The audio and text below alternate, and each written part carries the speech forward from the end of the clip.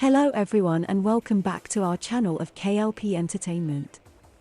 Reporting live from our newsroom, I'm Beatrix Gemma. Here's your news breaking for February 20th. In the 2 decades since the original release of Metroid Prime, I've had no problem giving it my highest recommendation, along with one nagging reservation: the controls take some getting used to. Thanks to the outstanding updates in Metroid Prime Remastered, I can finally drop that caveat. Metroid Prime Remastered is one of the best first-person shooters ever made, full stop. This updated version goes above and beyond the typical coat of paint remaster by adding modern controls along with fabulously improved models and textures. It's a perfect example of how to both honor a lauded classic and bring it up to code. Replaying it feels almost entirely new, evoking that same fresh feeling as the Dead Space remake or Resident Evil 2 and 3 despite not actually being such a drastic remake itself, and it's a far cry from the disappointing treatment that the Super Mario 3D All-Stars collection on Switch received. What makes Metroid Prime obviously different from other legendary FPS campaigns like Halo, Half-Life, Titanfall 2, and Wolfenstein is its solitary nature.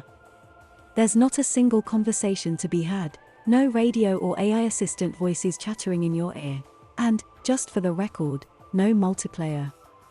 This is a game about a lone hunter, Samus Aran, on a hostile world, and Prime revels in that setup. Like other great Metroid games, e.g. Super Metroid, Metroid, Zero Mission, and the most recent Metroid Dread, Metroid Prime's spareness in its storytelling makes for a uniquely moody magnificence. It's more horror than space opera, no doubt owing to Metroid's key influence, Ridley Scott's 1979 masterpiece movie, Alien. The planet, Talon 4, has as much or more development than any character, told in its geology, technology, flora, fauna, and other, and yes, in much of the encyclopedic lore you acquire via a HUD scanning function. In this way the story is told through experience with your environment alone. And despite the narrative methods not getting any sort of update, it still feels revolutionary and modern compared to all the very talky games we play today. It must be noted that attempts at adding a bunch of characters hasn't been great for the Metroid series, specifically, with Metroid, Other M and Metroid Prime, hunters being especially goofy in their world building. There are so many things to laud in Metroid Prime, but its biggest accomplishment is Talon 4 itself. Each room has a purpose and a name, with details that make no two places quite alike. A flowing fountain babbles down the side of a sunny sanctuary hall, a furnace chamber pumps heat through conveniently morph-ball-sized vents to other areas, a lab deep underground holds experiments in tubes that act as jump-scare time bombs. It's all logically laid out to reflect the story and setting, but the world mirrors your progress in a brilliant way. Rooms that once took toil and grit to get through can soon be zipped through with the help of a newly obtained skill or weapon. Originally the controls for Metroid Prime on GameCube were so clumsy and awkward that its fans had to argue it was not an FPS at all, but something else, such as a first-person puzzle game. You had to lock onto a target and shoot, instead of allowing full, dual joystick movement, and trying to go from any other shooter to this was like having to learn to walk again. Since then we've seen options to use the Wii-like motion controls established in the Metroid Prime Trilogy collection, or a variant of the original controls on the GameCube controller, but none made it something that was easy for most people to pick up and play.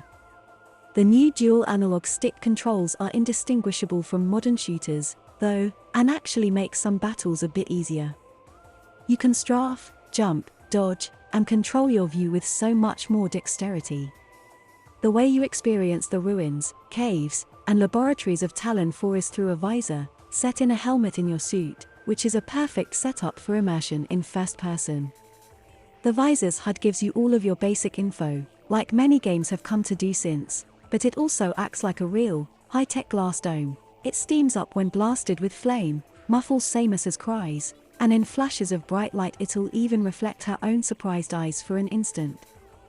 These are all brilliant little tricks that cause the barrier between you and the world on your TV or Switch screen to melt away, allowing you to meld dreamily into it, which is why it is all the more jarring, in a good way, when you pop out into the third-person morph ball view. You can enter your morph ball mode at any time, and when you do, The camera flies outward so you can watch as Samus collapses into a knee-high ball and performs a number of rolling, Tony Hawk-like maneuvers to solve puzzles, get through cramped areas, or just zoom really fast while backtracking. Many rooms have a feature that requires you to switch forms, ranging from a simple hidden passageway to a maze-like physics-based contraption you must navigate with precision rolling. It challenges your dexterity in an entirely different way than the first-person shooting or platforming. You'll get occasional looks at Samus in the third person when she's not in ball form, such as in the rare, high frame rate, completely and gorgeously remodeled, cutscenes, but sometimes you also get a glimpse of her as the camera rushes back into her helmet, a rare flash that reveals the complexity of building a game around what's basically a first-person shooter pinball machine mashup. Aside from the third-person morph ball, Metroid Prime Remastered has you doing a lot of things a side-scrolling Metroid would, jumping across precarious platforms, swinging from a grappling hook, and ascending huge, vertical spaces, littered with hostile critters. This was all quite novel in 2002 but feels standard today. Clever implementation of a double jump gives you an extra period of mid-air adjustment to solve so many precision jumping and grappling issues, and Prime is forgiving with what's under your feet so there isn't a lot of replaying areas due to frustrating falls.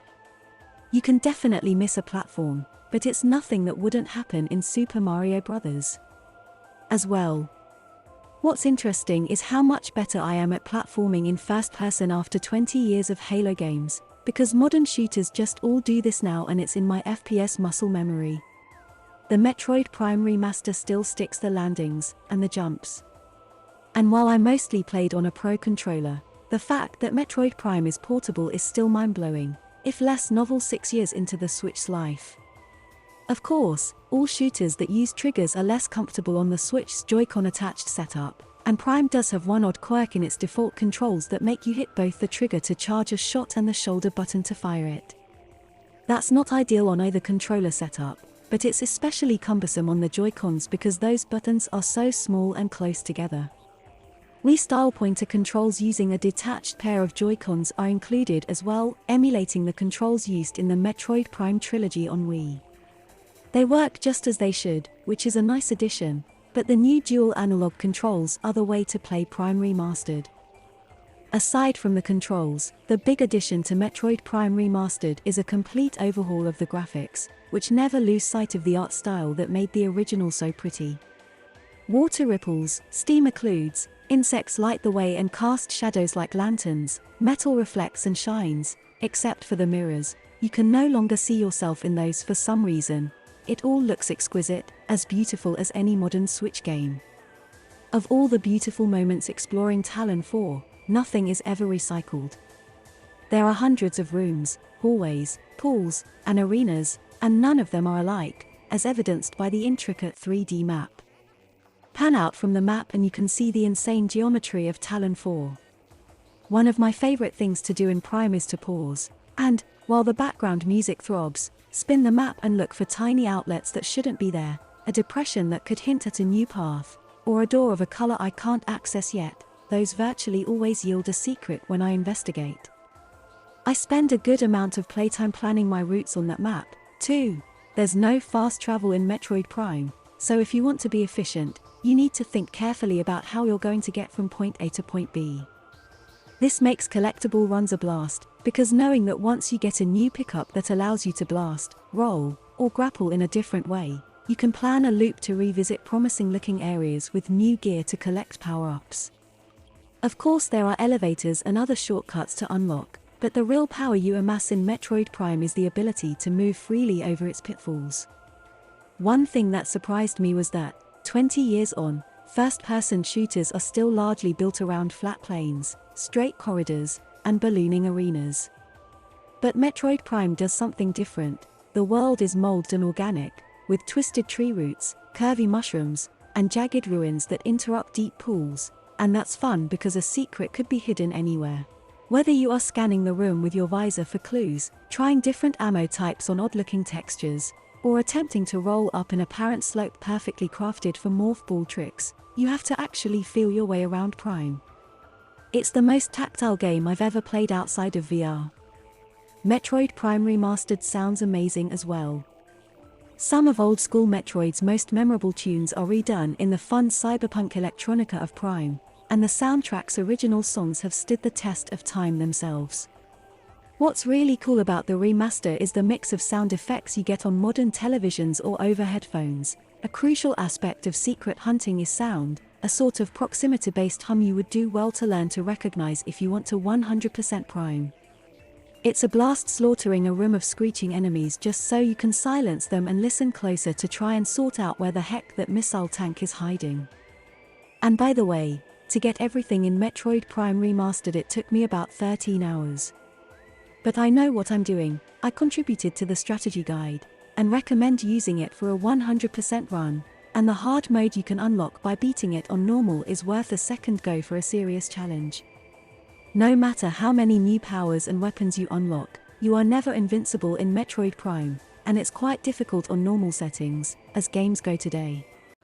If you're new to it, you might spot certain modern design similarities in the hunt to find your next save spot. Do you risk delving further into the depths of a region, or do you turn back and save the progress you've made?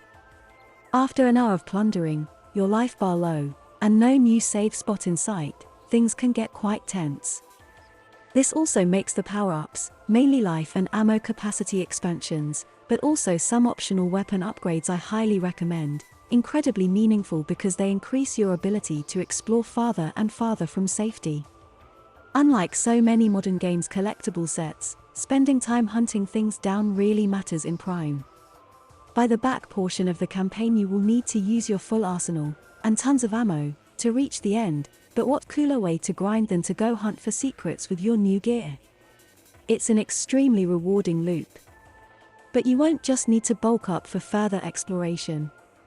Boss fights in Metroid Prime come with multiple forms and large, often invisible, life bars, making them tougher than they appear at first glance. It's one thing to figure out a boss's patterns, which attacks you can jump, dodge, or cancel with a counter-attack, but another to figure out if you are even doing damage. One boss throws enemies at you while it actually disappears to go recharge its life. You can get stuck in an endless battle if you don't figure out the secret to interrupting this routine.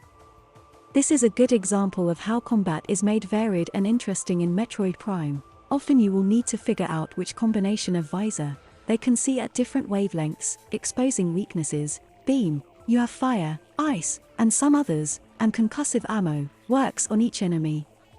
Do you freeze and shatter a titular Metroid or fry it alive? And then, they adapt to your weapons and you can't do either. Aside from a few main bosses that trap you, you usually flee tough fights, and sometimes sprinting through infested rooms is the only option. There are other changes, big and little, that we've documented on this Switch version differences page, but some of the best besides the controls and graphics are the fast load times, no more waiting for doors to open, and the ability to toggle on the English narration that was present in the Japanese and European versions of the original. It's only a few extra callouts, not enough to ruin the essential feeling of exploring in total solitude, but it's a nice touch.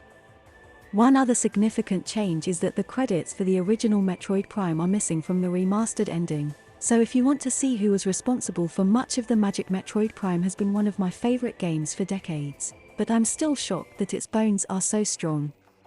21 years later, in 2023, Metroid Prime Remastered had to do so little beyond modernizing the controls and updating the graphics to become one of the best games you can buy once again.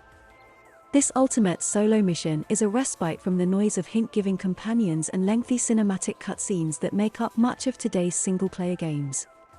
I strongly encourage you to delve into Metroid Prime Remastered and get lost. That will do it for our news breaking for February 20th. Please remember to like, comment, and subscribe to our channel of K.L.P Entertainment. Reporting live from our newsroom, I'm Beatrix Gemma.